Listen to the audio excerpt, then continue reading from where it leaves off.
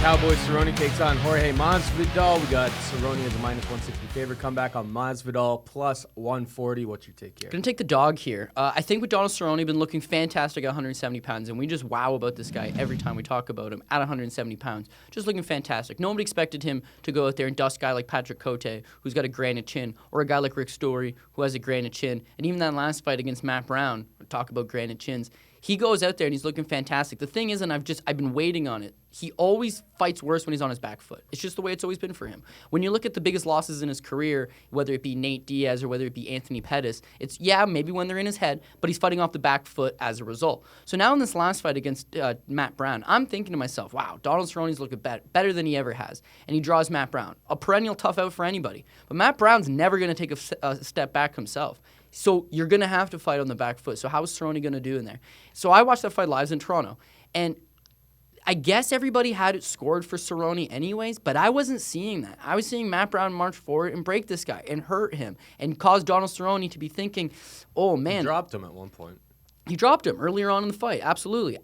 I would have to go re-watch the fight a couple times, and yes, the odds just got released, and yes, we're just breaking down this fight. I'm going to do a lot more tape study on this. These odds have been out for a little while. Well, the main card, sure, but I'm going to do that tape study. But the thing is that I didn't have him winning 2 rounds going into that third round. I had him needing that knockout in the third round, or at least winning it and hoping that the judges, and most people did. And that was just the feeling live, and sure, I had money on him, so I was probably I was also live.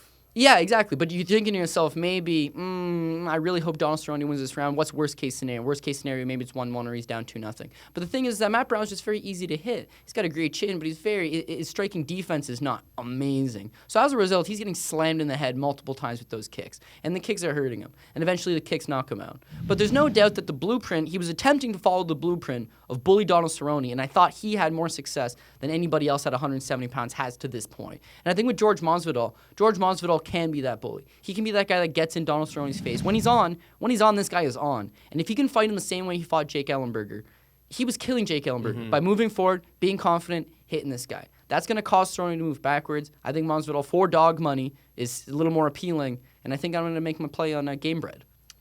The only issue with Game Bread, and when we talk about this fight, in the first fight we were talking about how we have kind of a striker versus a grappler, and where they want this fight to exist. Between these two guys, they are so incredibly well-rounded. This fight could exist anywhere. We've seen Donald Cowboy Cerrone against Patrick Cote just go out there and immediately go for the takedown. And you're just like, I did not see that coming. But these guys are just so well-rounded, they'll find wherever their advantages in the fight. Fair. And try to exploit. And so when he fights Alex Oliveira as well, I don't think many people are expecting that takedown from him. But he goes out there and he takes down Cowboy Oliveira. And the Rick Story fight, now you're thinking, well, he can take down Alex Oliveira and Pat Cote.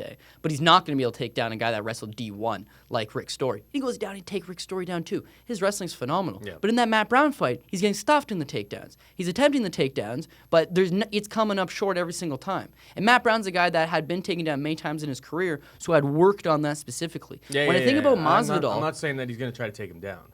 Of course he will. They're both going to try to take each other down. And they're both going to strike, and they're both going to try to submit each other. This is, as you mentioned, a very, very well-rounded fight. My issue with Masvidal, from a betting perspective, is he always finds himself in these close fights. Yeah. And he typically comes out on the short end of the stick in a lot of these close fights. He seems unaware with whether he's winning the contest or not. We can go back to the Al Iaquinta fight, for example, which I thought that he won. And I had bet Iaquinta. Yeah, but Benson Henderson, Lorenz Larkin, I feel you. It's always the same. All of the time. Sometimes he can be a slow start. The fight against Ellenberger's last fight, if he comes out aggressive like that, and he's looking pretty good. I've seen a few people float out against Masvidal inside the distance at plus 472. Oh, man, plus 470? Yeah, plus 470, man. Yeah. This is a tough fight, both sides. I don't know if I'm going to bet it, to be perfectly honest. I'm leaning, if it goes to decision, I'm leaning Cerrone because of Masvidal's just ability to just get edged out slightly. I think this is so razor close. There's better spots. I'm taking a big shot on Shevchenko in the main event here. This one it's maybe I'll take a flyer if things are going well, on Masvidal inside the distance. He lands one of those body kicks. Those body kicks or kicks to the body of Donald Cowboy Cerrone. They aren't going away. He's better. He can eat them better at 170. Though. That's a claim. That's a theory. I don't know if it's entirely true. Well, Masvidal's going to test it out. Masvidal's going to test it out. We've seen him do it a whole bunch of times against other opponents. Well, see, that's the exact reason why I'm on Masvidal here. Is that I think striking-wise they're comparable, but I'm going to give him a slight edge. Grappling-wise they're comparable, but I just really like Jorge Masvidal. And the thing is, when you're talking about, a lot of the time he's unaware if he's winning the fight or not. He believes in his mind he's winning every single exchange because he's just such a confident guy, but maybe the judges don't have him up. But if you're going to come after him and you're going to push the pace, then that's going to make it a fight. Jake Ellenberger doesn't really take a step backwards either. He had taught himself go forward. He had beat Matt Brown doing the same thing, so he's coming in here and he wants to go forward. He goes forward and he gets murdered. The guys that decide to stay back and counterpunch, those guys can have success against Masvidal. But Donald Cerrone doesn't fight that way. And this is Masvidal's sixth fight now at welterweight, so I think he's filled into it. I think that he's got all the confidence. He spent the entire 8 weeks for this training camp in Colorado as well, getting ready for the altitude. I just think and the last point on it would be Donald Cerrone's fighting against Matt Brown not all that long ago, and he took a lot of damage on that. But Cowboy being Cowboy, he's just jumping back into it. That's how he is. The guy's got over 30 wins. He's got nearly 10 defeats. He has almost 50 pro fights, MMA. Then you factor in kickboxing, you factor in everything. The guy's starting to get a little older. He's starting to get a little long in the tooth. He can't just fight every other weekend the way he used to when he was younger. But he's doing that. He's jumping into a fight after taking a lot of damage. Jorge Masvidal took 0 damage against Jake Ellenberger. He's fresh, he's spring, and I think that youth and athleticism will just edge him out ever so slightly. So, dog money, give me Jorge Masvidal.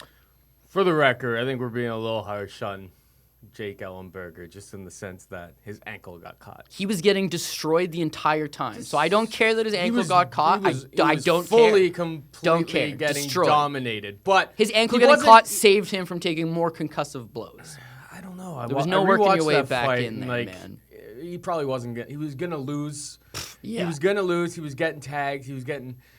I'm not saying that he was going to mount some sort of big comeback here. I'm just saying that that ankle thing ended the fight before it should have been finished. Right. So maybe he would have lasted till the second round. Another minute of concussive damage. You know why his ankle got caught in the cage? Because he was falling into it. He got beat up, man. That was a good performance by Masvidal. If he has a similar performance here, I think it's enough to get through.